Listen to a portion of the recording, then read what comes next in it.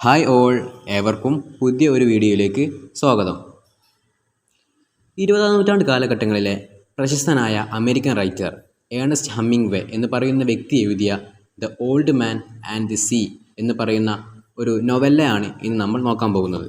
ഈ ഒരു കഥ നോവലിൻ്റെ അത്ര വിശാലമായതോ മറിച്ച് ഷോർട്ട് സ്റ്റോറിയുടെ അത്ര ചെറുതായതോ രണ്ടുമല്ല. അതിനിടയിൽ വരുന്ന കുറച്ച് ലെങ്ത് വരുന്ന ഒന്നാണ്. അതുകൊണ്ടാണ് നോവല്ല എന്ന പേരിൽ ഈ കഥ അറിയപ്പെടുന്നത്. അപ്പോൾ നേരെ നമുക്ക് കഥയിലോട്ട് പോകാം. സാന്റിയാഗോ എന്ന് പറയുന്ന വ്യക്തിയാണ് നമ്മുടെ കഥാനായകൻ. സാന്റിയാഗോയെ പറ്റി പറയുകയാണെങ്കിൽ ഈ സാന്റിയാഗോ കുറച്ച് പ്രായം ചെന്ന ആളാണ്. മാത്രവുമല്ല ഒരു സത്യസന്ധനായ ഒരു മീൻപിടുത്തക്കാരനാണ്. ഈ സാന്റിയാഗോ തൻ്റെ ജീവിതത്തിൽ ഒരുപാട് വിജയങ്ങളും അതുപോലെ തന്നെ ഒരുപാട് നിരാശകളും ഒക്കെ അനുഭവിച്ചിട്ടുണ്ട്. കാരണം മീൻപിടുത്തമാണല്ലോ, നമുക്കറിയാം. ചില സമയങ്ങളിൽ നല്ല വിജയകരമാവുകയും എന്നാൽ മറ്റു ചില സമയങ്ങളിൽ സീസണല്ലാത്ത സമയത്ത് വളരെ നഷ്ടമാവുകയും ചെയ്യും. ചിലപ്പോൾ യാതൊരു മീനും കിട്ടാതെ ദിവസങ്ങളോളം കടലിൽ അലഞ്ഞിട്ട് തിരിച്ചു വരിക എന്നുള്ളതും ഭയങ്കര നഷ്ടം തന്നെയാണ്. അങ്ങനെ നമ്മുടെ ഈ സാന്റിയാഗോ ഉണ്ടല്ലോ, മൂപ്പര് 84 ദിവസത്തോളം കടലിലേക്ക് പോവാണ് മീൻ പിടിക്കാൻ വേണ്ടിയിട്ട്. ഈ 84 ദിവസം തുടർച്ചയായി പോയിട്ടും അദ്ദേഹത്തിന് ഒരു കുഞ്ഞ് പരലിനെ പോലും പിടിക്കാനാവുന്നില്ല. 84 ദിവസമായിട്ടും മൂപ്പർക്ക് യാതൊന്നും കടലിൽ നിന്ന് കിട്ടിയില്ല. അങ്ങനെ സങ്കടപ്പെട്ടുകൊണ്ട് വളരെ നിരാശനായിക്കൊണ്ട് അദ്ദേഹം കരയിലേക്ക് തിരിച്ചു വന്നു. അപ്പോൾ നമ്മുടെ ഈ കഥാകാരൻ സാന്റിയാഗോ ഉണ്ടല്ലോ, മൂപ്പരോട് കൂടെ എപ്പോഴും മൂപ്പരെ കാര്യങ്ങളൊക്കെ ചെയ്തു കൊടുക്കാൻ, മൂപ്പർക്ക് വേണ്ട മരുന്ന് കാര്യങ്ങൾ, പിന്നെ ഭക്ഷണം തുടങ്ങിയ കാര്യങ്ങളൊക്കെ നടത്തി കൊടുക്കാൻ വേണ്ടി ഒരു ചെറിയ പയ്യൻ കൂടെ ഉണ്ടാവാറുണ്ട്. മനോലിൻ എന്നാണ് ആ പയ്യൻ്റെ പേര്. മനോലിൻ എന്ന് പറയുന്ന ആ ചെറിയ ചങ്ങായിയാണ് സാന്റിയാഗോയുടെ കൂടെ എപ്പോഴും താങ്ങും തണലുമായിട്ട് കൂടെയുള്ളത്. അങ്ങനെ 84-ാമത്തെ ദിവസവും തിരിച്ച് കരയ്ക്ക് വന്നപ്പോൾ ആകെ തനിക്ക് സപ്പോർട്ടായിട്ടുണ്ടായിരുന്നത് ഈ മനോലിൻ എന്ന് പറയുന്ന കുട്ടി മാത്രമാണ്. ബാക്കിയുള്ള ലോക്കൽ മീൻപിടുത്തക്കാർ വരെ സാന്റിയാഗോയെ വില കുറച്ച് കാണുകയാണ്. അതുവരെ സാന്റിയാഗോയ്ക്ക് ഒരു ചെറിയ വില അവർക്കിടയിൽ ഉണ്ടായിരുന്നെങ്കിലും ഇപ്പോൾ യാതൊരു വിലയുമില്ല. അവരെല്ലാവരും ഒരു വില കുറച്ച് കാണുകയാണ് അദ്ദേഹത്തെ. കാരണം 84 ദിവസമായിട്ടും ഒരു പരലിനെ പോലും അദ്ദേഹത്തിന് കിട്ടിയില്ല. ഒരു ചെറിയ കുഞ്ഞു മീൻ, ഒരു പരലിനെ പോലും കിട്ടിയില്ല. മറ്റുള്ളവരുടെ മുമ്പിൽ തനിക്കൊരു വിലയില്ലാന്ന് സാന്റിയാഗോ മനസ്സിലാക്കുകയാണ്. മറ്റുള്ള ലോക്കൽ മീൻപിടുത്തക്കാർ വരെ തന്നെ കളിയാക്കുകയാണ്. ഇതിനൊരു പ്രതികാരം ചെയ്യണം, തൻ്റെ കഴിവ് അവർക്ക് മുമ്പിൽ കാണിച്ചു കൊടുക്കണം. അതിനുവേണ്ടി സാന്റിയാഗോ ഒരിക്കൽ കൂടി കടലിലോട്ട് പോകാൻ വേണ്ടി തയ്യാറാവുകയാണ്. ഇന്നൊരു വലിയ മീനിനെ പിടിച്ചിട്ട് ഞാൻ തിരിച്ചു വരികയുള്ളൂ. ഇവർക്ക് മുമ്പിൽ എൻ്റെ കഴിവെന്താണെന്ന് തെളിയിച്ചു കൊടുക്കൽ ആവശ്യകതയാണ്. അങ്ങനെ കഥാനായകൻ സാന്റിയാഗോ തൻ്റെ ഒരു ചെറിയ ബോട്ട് എടുത്തുകൊണ്ട് കടലിലേക്ക് പുറപ്പെടുകയാണ്. അപ്പോൾ ഈ ഒരു യാത്രക്ക് ഒരുങ്ങിയപ്പോൾ തൻ്റെ ആ ചെറിയ പയ്യണ്ടല്ലോ കൂടെ ഉണ്ടാവണേ, മനോലിൻ, അവൻ ഞാനും കൂടെ വരട്ടെ എന്ന് ചോദിക്കുന്നുണ്ടെങ്കിലും സാന്റിയാഗോ സമ്മതിക്കുന്നില്ല. നീ ഇവിടെ കരയിൽ നിന്നാൽ മതി, ഞാൻ പോയിട്ട് ഒരു വലിയ മീനെ പിടിച്ചു വരാമെന്ന് പറയുന്നു.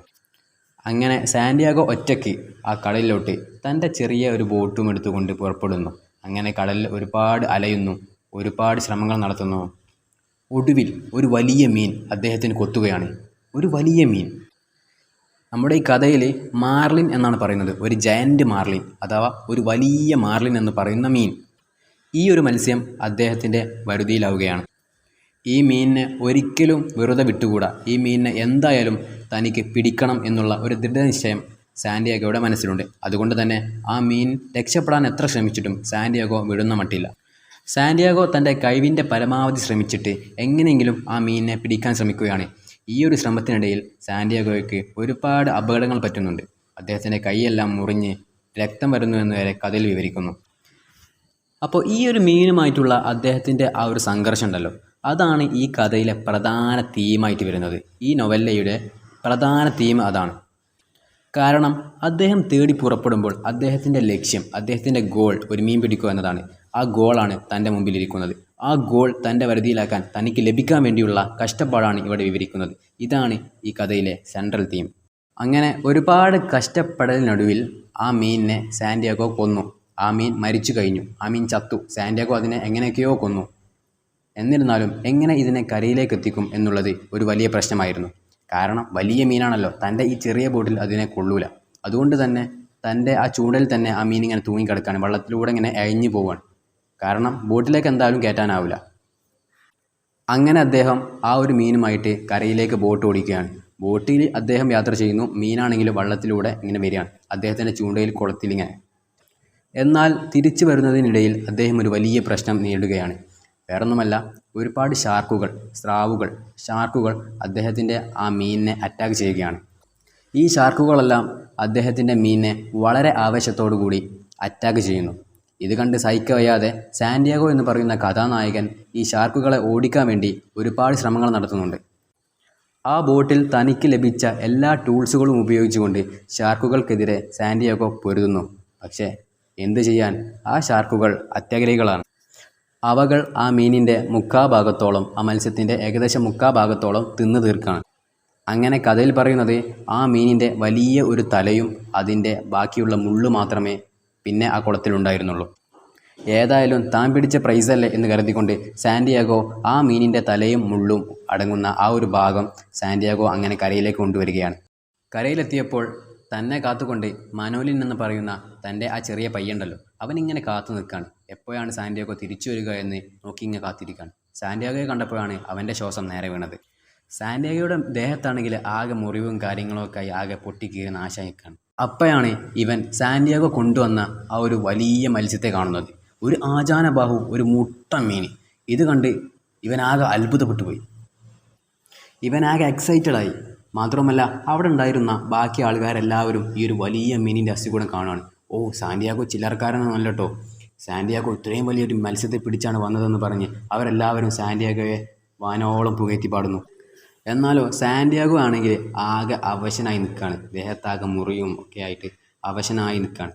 അദ്ദേഹം കുറച്ച് നടന്നു പോയിട്ട് അവിടെ വിശ്രമിക്കാൻ വേണ്ടി അദ്ദേഹം കിടക്കുന്നു. ആ ഒരു കിടത്തത്തിൽ അദ്ദേഹം അഗാധമായ നിദ്രയിലേക്ക് ആണ്ടു പോവാണ്. കുറേ സമയത്തേക്ക് അദ്ദേഹം ഉറങ്ങുകയാണ്. ഈ സമയത്തും മനോലിൻ എന്ന് പറയുന്ന ആ ഒരു ചെറിയ പയ്യൻ അദ്ദേഹത്തിൻ്റെ ചുറ്റിപ്പറ്റിയിട്ട് അവിടെ അങ്ങനെ നിൽക്കുകയാണ്. അദ്ദേഹത്തിന് വേണ്ട കാര്യങ്ങളൊക്കെ ചെയ്തു കൊടുക്കാൻ വേണ്ടി അദ്ദേഹത്തോട് കൂടെ നിൽക്കുകയാണ്. അങ്ങനെ കഥ അവിടെ തീർന്നു. ഈ ഒരു കഥയിൽ പ്രധാനമായിട്ടും പറയുന്നത് സാന്റിയാഗോയുടെ ആ എൻഡുറൻസ് അഥവാ റെസിലിയൻസ് എന്ന് വെച്ചാൽ സഹനം, അദ്ദേഹത്തിൻ്റെ ആ സഹനശക്തി, ആ ഒരു മീനിനെ കരയിലേക്ക് കൊണ്ടുവരാൻ അദ്ദേഹം സഹിച്ച ത്യാഗങ്ങളും കാര്യങ്ങളൊക്കെയാണ് പ്രധാനമായിട്ടും ഈ ഒരു കഥയിലൂടെ ഉന്നയിക്കുന്നത്. അപ്പോൾ കഥ നിങ്ങൾക്ക് ഇഷ്ടപ്പെടുമെന്ന് കരുതുന്നു. കഥ നിങ്ങൾക്ക് ഉപകാരപ്രദമായെങ്കിൽ തീർച്ചയായും നമ്മുടെ ചാനൽ സബ്സ്ക്രൈബ് ചെയ്യുക, പരമാവധി ഫ്രണ്ട്സുകളിലേക്ക് ഷെയർ ചെയ്യുക. മറ്റൊരു വീഡിയോയുമായി വീണ്ടും കാണാം. Good bye.